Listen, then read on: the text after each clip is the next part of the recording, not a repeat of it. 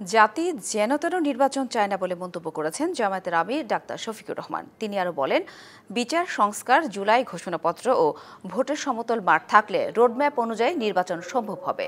শনিবার মৌলভীবাজারের কুলাউড়া উপজেলার তুলাপুরে ঈদের নামাজ শেষে এক প্রশ্নের জবাবে এসব কথা বলেন জামায়াতের আমির।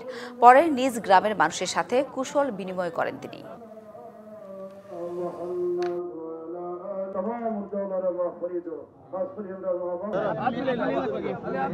সংস্কারটা হতে হবে, বিচার দৃশ্যমান হবে, তারপরে জুলাই যেটা ঘোষণা সেটা হবে।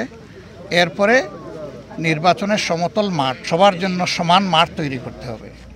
উনি ঘোষণা দিয়েছেন একটা তারিখের, কিন্তু এই সুযোগগুলো সৃষ্টি না করলে একটা অর্থবহ নির্বাচন হবে না। আর জাতি যেন তেন কোনো নির্বাচন চায় না।